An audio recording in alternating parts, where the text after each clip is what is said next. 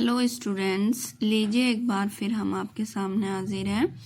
हमारे channel educator में आपका स्वागत है और ये हम लेकर आए हैं बीएड फर्स्ट ईयर की हिंदी की फाइल। तो अब बीएड फर्स्ट ईयर की फाइल्स बनी रही हैं और सेकंड ईयर की भी बन रही हैं। यह है हमारी हिंदी की फाइल और हिंदी की फाइल में जैसा कि आप देख रहे हैं, यह हमने हिंदी में ही टाइप कराया है। बीएड प्रथम वर्ष सत्र 19-21 और फाइल का नाम हिंदी भाषा। ये देखिए, आप कैसे भी इसको डिजाइन कर सकते हैं। हमने इसको इस प्रकार से डिजाइन किया है। ये हमने एक कार्ड पड़ा हुआ था वो लिया है और उसको हमने इस तरह से काट लिया है एंड इस तरह इसको हमने, आप किसी भी और अच्छी तरह सजा सकते हैं इसको जैसे आप चाहें। और हमने इस तरह सजाया है। आगे देखते हैं, ये हमारा इंडेक्स है।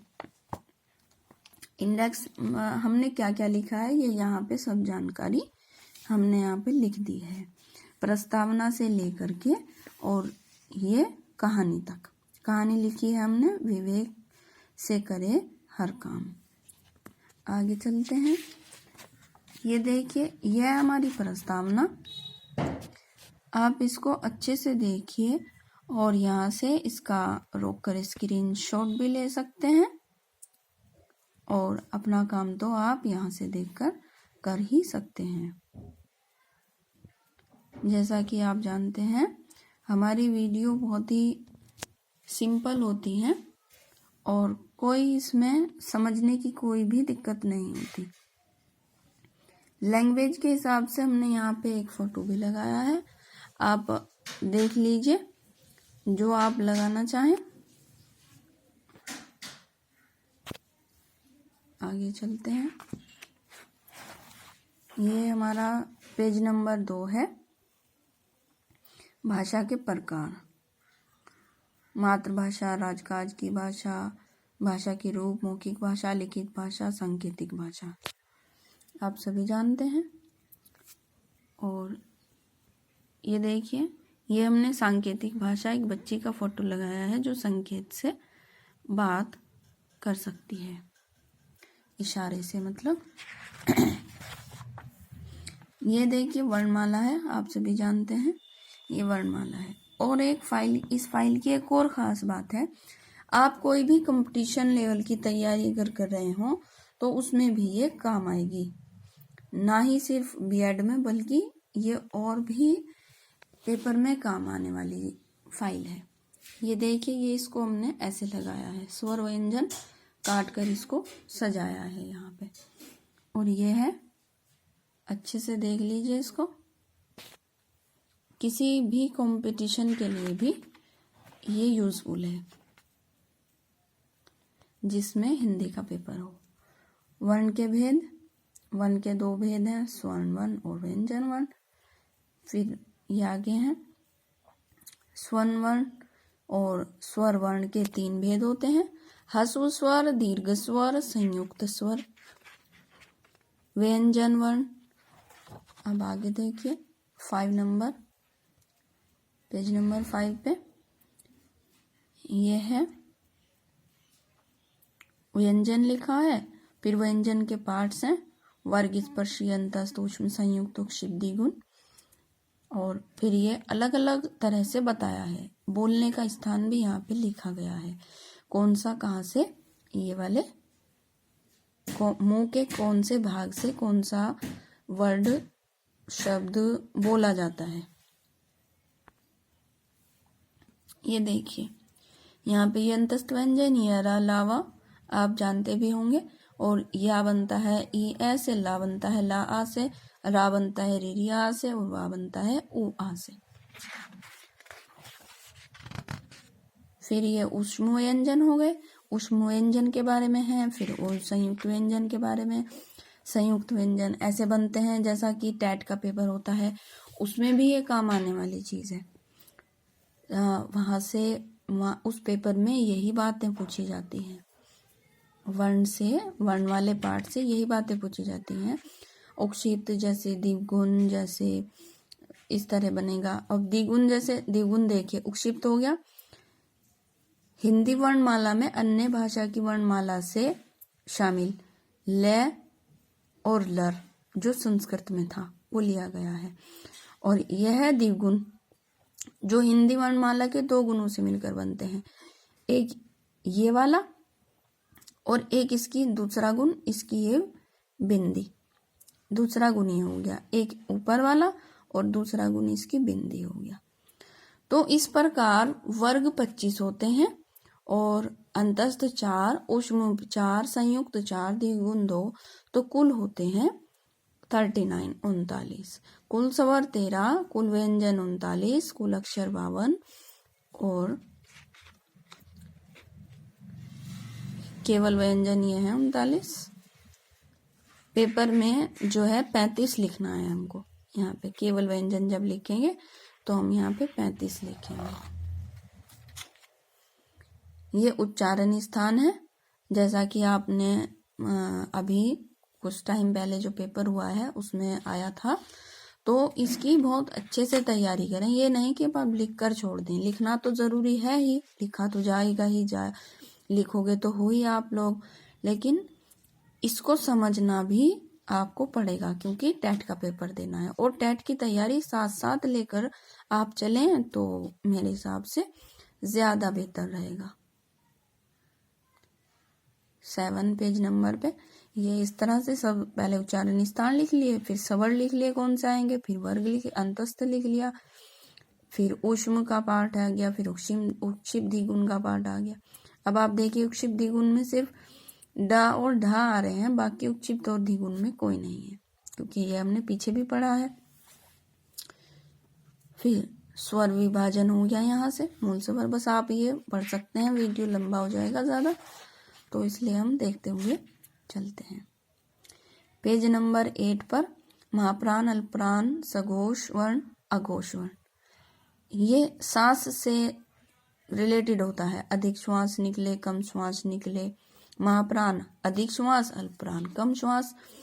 सघोष में मानव स्वर तंत्री में अधिक झनकार, अघोष में कम झनकार मानव स्वर तंत्री में बोलते हुए। तो आप इसको अच्छे से देख लिए और इसका स्क्रीनशॉट भी ले सकते हैं, आप बाद में अपना काम आसानी से कर सकते हैं। और देखते देखते भी आप वीडियो को रोककर इस काम को कर सकते हैं।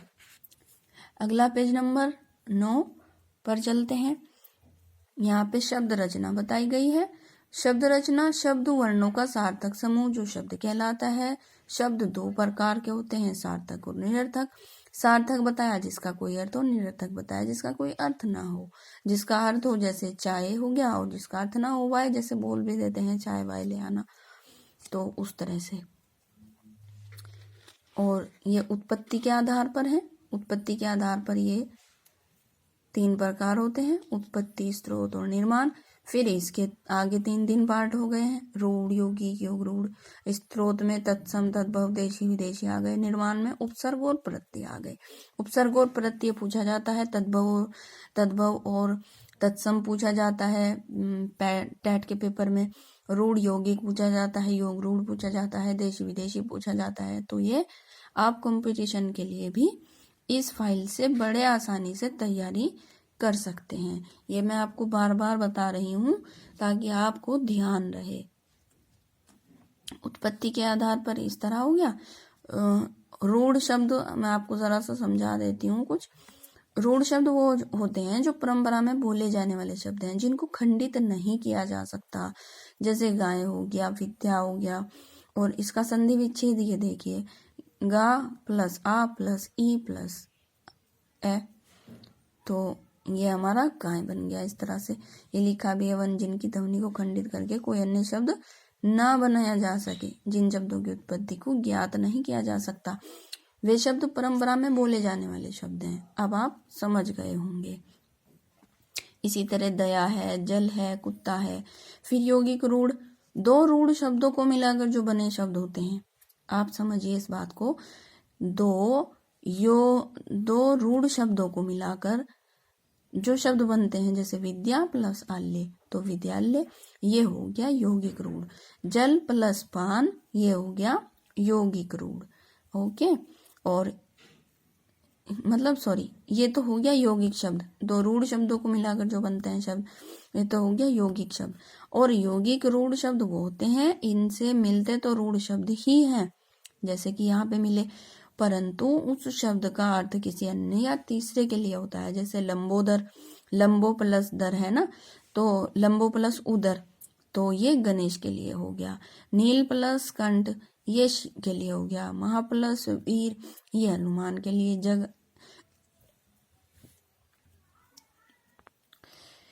ये इस तरह लिखा हुआ है कि समझने की किसी से जरूरत नहीं है, और ये आसानी से समझ में आप लोगों के आ जाएगा। आगे देखते हैं स्त्रोत। स्त्रोत में तत्सम, तद्भव, देशी, विदेशी आ गए। आप इनको पढ़ लीजिए, वरना वीडियो बहुत लंबी हो जाएगी और फिर देखते हुए आलकस आता है। तो आप इसको अपने आप पढ़ लीजिए इन सबको। ये संकर शब्द हैं, इसमें वे शब्द जो दो भाषाओं के शब्दों से मिलकर बने होते हैं, जैसे छाया संस्कृत से और दार फारसी से, तो छायादार बन गया। और पान हिंदी का शब्द है, दान फारसी का है, ये पानदान बन गया। सील अंग्रेजी का है, बंद फारसी का है, तो ये बंद, दार, ये इस तरह के शब्द जो हैं वो फारसी के होते हैं। और जैसे रेल है वो अंग्रेजी का बन गया, और गाड़ी है तो वो हिंदी से हो गया रेलगाड़ी। तो आप इसको ऐसे समझ लीजिए। अब देखिए यहाँ पे मैंने कुछ शब्दों के हिसाब से, जैसे अग्नि है, अग्नि संस्कृत शब्द है, तत्सम है मतलब हस्त है, हस्त भी तत्सम है। पैर है तो ये तद्भव शब्द है। झाड़ू है, ये देशी शब्द है। डिबिया है, जुगाड़ है, ये देशी शब्द है। रेलगाड़ी, ये संकर शब्द हो गया। पायदान भी संकर शब्द हो गया। तो इस तरह से मैंने चित्र के माध्यम से भी यहाँ पे बताया है। आप इससे भी अच्छा और कर सकते हैं जो करना चाहें। और ये फाइल सभी के लिए होती है। हिंदी और इंग्लिश की जो बीएड फर्स्ट ईयर में फाइल होती है वो सभी स्टूडेंट्स के लिए होती है, चाहे कोई साइंस से हो, आर्ट साइड से हो, मैथ साइड से हो, कुछ भी हो, एनीवन, तो ये सबको बनानी पड़ती है। तो आप इसको देखें। ये निर्माण में उपसर्ग, प्रत्यय, एक प्रत्यय। उपसर्ग आप जानते हैं, ये शब्द के पहले जुड़ते हैं, प्रत्यय शब्द के बाद में जुड़ते हैं, और एक प्रत्यय भी शब्द के बाद में जुड़ते हैं। जैसे सप्ताह, सप्ताह प्लस एक तो बन जाएगा साप्ताहिक। अब ये देखिए यहाँ पे प्रत्यय दो प्रकार के होते हैं, कृत प्रत्यय, तदित प्रत्यय। फिर ये तदित प्रत्यय के बारे में दे दिया है, और ये इसका तदित प्रत्यय का ये उदाहरण हो गया है। सेठ प्लस आनी, सेठानी। भूख प्लस आ, भूखा। प्यास प्लस आ, प्यासा। तो ऐसे करके आप इसको समझ लीजिए। आगे पर्यायवाची शब्द आ गए हैं। पर्यायवाची भी आप सभी जानते हैं, जैसे हमारा नदी, अमृत, कपड़ा, पुत्र, ग्रह, तिथि, अनुचर, अनुपमा, आग, तालाब है। उन्हीं के सेम वर्ड हमें लिखने हैं। सरिता, तटिनी, निररी, अमृत, अमीन, यशोदा, सोम। इस तरह से अतिथि को पाहुन, आगत और मेहमान कहते हैं। आग को पावक, अग्नि, अनल कहते हैं। तालाब को ताल, सरोवर, तड़ाग कहते हैं। फिर ये हमारे विपरीतार्थ शब्द हैं। विपरीतार्थ भी आप जानते हो, जो शब्द एक अपोजिट वर्ड, एक उसका वर्ड का अपोजिट वर्ड हो। जैसे ऊंच का नीच हो गया, आस्तिक का नास्तिक, कोमल का कठोर, सत्य का सत्य, भय का निर्भय, उपकार का उपकार का अपकार, पाप का पुण्य, न्याय का न्याय, अंधकार का प्रकाश, अमृत का विष। तो ये विराम चिन्ह हो गए हैं हमारे। विराम चिन्ह की भी आवश्यकता पड़ती है, और ये भी पूछे जाते हैं टेट में। टेट की तैयारी अगर बीएड के साथ रहे तो बहुत अच्छा रहेगा। ये हमने सीखा है बीएड करके। साथ साथ ही उसकी तैयारी आप लेके चलेंगे टेट की, तो बहुत अच्छा रहेगा।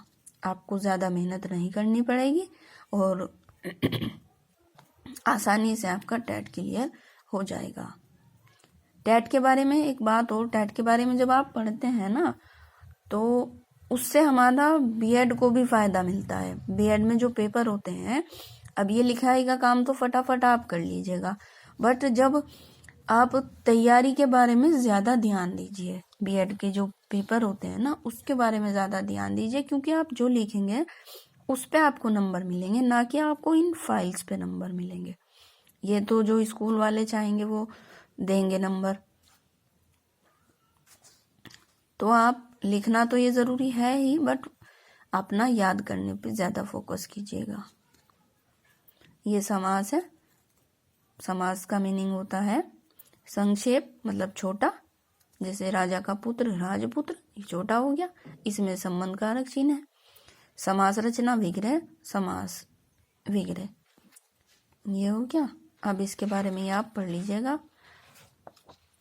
फिर समास के भेद हैं, ये आप जानते भी हैं और ये बच्चे पढ़ते हैं बट वो याद नहीं रह पाता। ये अव्ययी भाव समास, तत्पुरुष समास, कर्मधारय समास, द्विगु समास, द्वंद्व समास, बहुव्रीहि समास, ये आप जानते होंगे।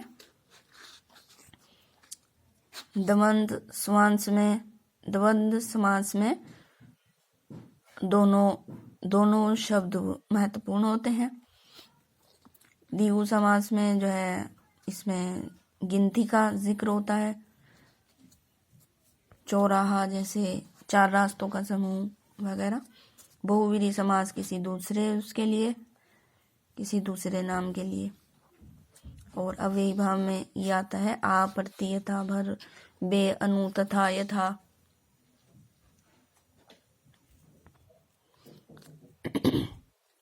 समास के भेद हो गए।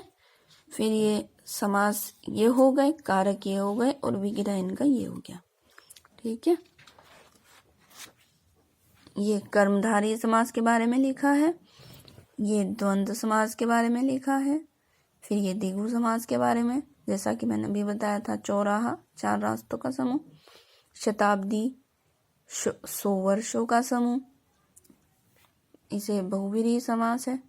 तीसरा अर्थ गणेश देता है, ये तीसरे अर्थ के लिए होता है बहुव्रीहि समास जो होता है। फिर ये इसके बारे में यहाँ पे खोल के समझाया हुआ है, आप इसको पढ़ लें। ये बहुत आसान बनी हुई फाइल है, हमें बिल्कुल उम्मीद है कि आपको समझ आ रही होगी। और अगर आपको पसंद आए तो लाइक करें, शेयर करें और सब्सक्राइब करना ना भूलें। यह आपके बहुत काम आने वाली चीज़ है, कोई मेहनत करने की ज़रूरत नहीं, कि कहीं से देखने की ज़रूरत नहीं, यहाँ से पूरी फाइल आपको बनी बनाई मिल गई है और आपको बस लिखना है। संधि, स्वर संधि, दीर्घ संधि, गुण संधि, वृद्धि संधि, अयादि स्वर संधि, इसके बाद व्यंजन संधि। आप इसको अच्छे से देखिए, लिखिए और अपने स्कूल कॉलेजेस में दिखाइए। ये ऐसे हैं, ये सिर्फ पढ़ने से ही आपकी समझ में आ जाएगा। ये पेज नंबर 21 पे आ गए हैं। आप इसको देखिए और समझिए और अपने कॉलेज में दिखाइए। इस फाइल में कुछ भी छोड़ा हुआ नहीं है, बिल्कुल परफेक्ट फाइल बनाई गई है। कई जगह से कंटेंट इकट्ठा करके ये फाइल बनाई गई है, तो आप इससे फ़ायदा उठाएं। उम्मीद करते हैं कि आप इसका फ़ायदा ज़रूर उठाएंगे।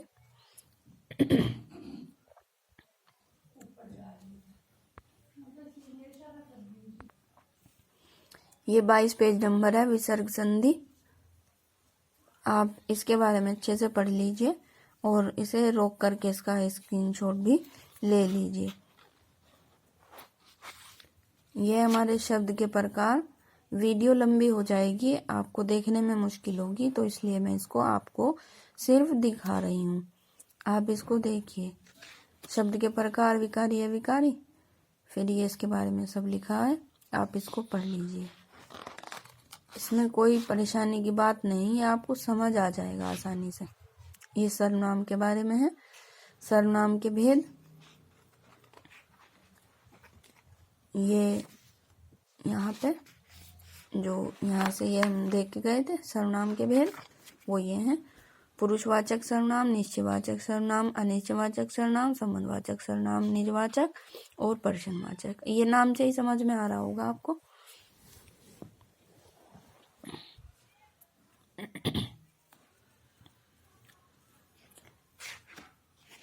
ये पुरुषवाचक, इस तरह पुरुषवाचक सर्वनाम के बारे में समझाया है पूरा यहाँ पे। फिर निश्चयवाचक के बारे में समझाया है, जो मतलब निश्चित हो। अनिश्चयवाचक जो निश्चित ना हो, जैसे कोई, कुछ आदि। संबंधवाचक जिसमें कोई संबंध का भाव उत्पन्न हो रहा हो, ऐसा छात्र जो भाषण प्रतियोगिता जीत सके। जो आ गया ना इसमें, जो, ये संबंधवाचक बन गया है। जो बनाएगा सो खाएगा, अब सो आ गया है इसमें, तो ये हमारा हो गया संबंधवाचक। इस तरह से निजवाचक, उसे मत छोड़ो वह आप ही चला जाएगा। अपने आप से रिलेटेड है ये। आप, ये निज जो होता है ना, आप से, अपने आप से रिलेटेड होता है। तो अपना कार्य आप ही करना चाहिए। मैं अपना कार्य स्वयं करता हूँ, तो ये निजवाचक है। ये इस तरह के वो आएंगे इसमें, बाकी ये पढ़ लेना, उससे समझ आ जाएगा। प्रश्नवाचक, इसमें जाहिर बात है प्रश्न का जिक्र होगा, कौन, क्यों, कैसे आदि। सर्वनाम के विकारी रूप, इसको पढ़ लीजिए, ये हो जाएंगे। वह जाता है, वह जाती है, ये कर्ता पुल्लिंग है, कर्ता स्त्रीलिंग। फिर आगे यहाँ से ये कारक, संप्रदान, अपादान, संबंध, सर्वनामों के संबंध रूप नहीं होते। फिर ये आ गए हम विशेषण पे। वे शब्द जो संज्ञा सर्वनाम की विशेषता बताते हैं। और इसके बाद विशेष्य, मोहन बुद्धिमान है, तो इसमें जो है मोहन बुद्धिमान है। क्या है? मोहन बुद्धिमान, जो बुद्धिमान है वो इसका विशेष्य है। मोहन की संज्ञा प्रकट कर रहा है, अतः मोहन विशेष्य है। ये इसे पढ़ के आसानी से समझ आ जाएगा आपको। मोहन बुद्धिमान है, मैंने इसका एक एग्जाम्पल यहाँ पे बता दिया है। विशेषण के भेद हो गए। विशेषण के गुणवाचक विशेषण, संज्ञावाचक, परिणामवाचक, सर्वनामिक विशेषण, गुणवाचक विशेषण, फिर ये संज्ञावाचक हो गया इस तरह से। और ये हो गया है अनिश्चयवाचक हो गया, जिन शब्दों में निश्चित संख्या का बोध नहीं होता, थोड़ा बहुत, अधिक, लगभग, कुछ, आदमी, कम, ज्यादा, इस तरह से। परिणामवाचक, मापतोल सूचक शब्द। सर्वनामिक विशेषण, ये इसके बाद यहाँ पे देखिए एक ये भी एग्जाम्पल दे रखा है। वह विशेष्य, प्रतिदिन विशेषण, आधा लीटर विशेषण, और दूध हो गया विशेष्य। तो ये इस तरह से भी आप समझ सकते हैं इसको। सर्वनामिक विशेषण हो गया। आप इसको रोक कर देख सकते हैं, अथवा हम जल्दी लेकर चल रहे हैं, पेजेस भी ज़्यादा हैं तो इसलिए देर लग रही है थोड़ा आपको बताने में भी। ये क्रिया है, क्रिया के बारे में ये कर्म, सकर्मक, कर्मक, द्विकर्मक, रचना, व्याकरण, और ये अर्थ हो गया। इसके अर्थ, अर्थ, अज्ञार्थ, ये इस तरह से कर्म के आधार पर, रचना के और अर्थ के आधार पर, ये इस तरह से हो जाएगा। सकर्मक और सकर्मक के प्रकार हो गया, अकर्मक क्रिया हो गई। फिर रचना के आधार पर हो गया सहायक क्रिया, पूर्वकालिक क्रिया, संयुक्त क्रिया। ये पेज नंबर 30 है हमारा, 30, और पेज नंबर 31 देखिए, बस अब पूरी होने वाली है। और ये पत्र लेखन है, पत्र लेखन समझिए यहाँ पे। इसको देखिए और बनाइए, इसमें कुछ भी आपको सोचने समझने की कोई ज़रूरत नहीं है, ये सोच समझ के ही बनाई गई है फाइल जो है। तो ये आपकी सहूलत के बनाई गई है, क्योंकि सभी तरह के बच्चे, कोई टीचिंग करता हुआ होता है, कोई जॉब कर रहा होता है, तो वो बीएड कर रहे होते हैं, उन्हें प्रॉब्लम होती है फाइल बनाने में, तो उन लोगों की आसानी के लिए बनाई गई है। आप इसको देखें, पढ़े, समझे और बना लें, इसमें कोई दिक्कत नहीं है। ये निबंध है, एक निबंध लिखा जाएगा, पत्र लिखा जाएगा। निबंध लिखा है हमने, भारत में बेरोजगारी की समस्या बहुत है, तो ये मैंने उसके ऊपर लिया है। आप कोई भी निबंध लिख सकते हैं, चाहे आप एज इट इज लिख सकते हैं या आपको कुछ अच्छा लगे कुछ और भी लिख सकते हैं, इसमें कोई प्रॉब्लम नहीं है। या आप देखिए और बनाइए, अपने कॉलेज में दिखाइए। ये इसके मैंने बहुत सारे पॉइंट बनाए हैं कि बेरोजगारी क्यों, कैसे, किस तरह से होती है, बेरोजगारी के कारण है। फिर ये कारणों में ही चल रहा है, विकसित सामाजिक दशा, ये हो गया। इसका यहाँ समाज ढांचे में परिवर्तन। फिर ये यहाँ पे आ गए हम, रोजगार कार्यालयों का विस्तार और उपसंहार। उपसंहार में बस हम लिख देंगे, जैसा कि आप जानते हैं कि अब तक लिखते हुए आए हैं। ये उपसंहार भी लिखना होता है, कंक्लूजन लिखना होता है नीचे, तो वो हमने यहाँ पे लिखा है। हमारी सरकार बेरोजगार समाधान करने के लिए जागरूक है और महत्वपूर्ण कदम भी उठाए हैं। परिवार नियोजन बैंकों का राष्ट्रीयकरण, कच्चे माल को एक स्थान से दूसरे स्थान पर ले जाने की सुविधा, कृषि भूमि की हदबंदी, नए उद्योग स्थापना, प्रशिक्षु योजना, अच्छे अध्यापक तैयार करना, प्रशिक्षु केंद्र की स्थापना आदि ऐसे कार्य हैं बेरोजगारी को दूर करने में सहायक सिद्ध हुए हैं। उनको और अधिक विस्तृत तथा अधिक प्रभावी बनाने की आवश्यकता है। तो ये देखिए, हमने एक बड़ी प्यारी सी कहानी लिखी है स्वामी विवेकानंद से की है। ये कहानी बड़ी अच्छी कहानी है। ये विवेक से करें सही गलत का निर्णय। स्वामी विवेकानंद इसके लेखक हैं। और एक समय एक ही काम करो, अपनी पूरी आत्मा उसी में लगा दो, बल्कि सब कुछ भूल जाओ, बाकी सब कुछ भूल जाओ। ये एक विवेक से करें कोई भी सही गलत का निर्णय, ये निर्णय के ऊपर ले गई है कि एकदम जल्दी में हड़बड़ी में आकर के कोई गलत निर्णय ले लेता है आदमी, सोचता नहीं है। तो ये इसमें हमने उसके बारे में लिखा है। तो यहाँ पे हमारी वीडियो पूरी होती है और आप इससे उम्मीद करते हैं फ़ायदा ज़रूर उठाएंगे और सबको बताएंगे भी, सभी स्टूडेंट को जो आपके साथी होंगे। और हमारे चैनल को सब्सक्राइब करें, लाइक करें, शेयर करें, ज़्यादा से ज़्यादा शेयर करें ताकि बस सबका फ़ायदा हो जाए। क्योंकि हमने ये फाइल इसीलिए बनाई है, हमने अपना चैनल ही इनफैक्ट इसलिए बनाया है कि सबका फ़ायदा हो सके और आसानी से सभी को काम करने का, कुछ सोचने समझने की ज़रूरत ना पड़े, आसानी से अपना लिखने का काम पूरा कर लें। तो अगली वीडियो में फिर हाजिर होते हैं। अभी आप इससे फ़ायदा उठाइए, उसको ज़्यादा से ज़्यादा शेयर कीजिए और कमेंट में भी बताइए मैं आपको वीडियो कैसी लगी। अगली वीडियो में हाजिर होते हैं।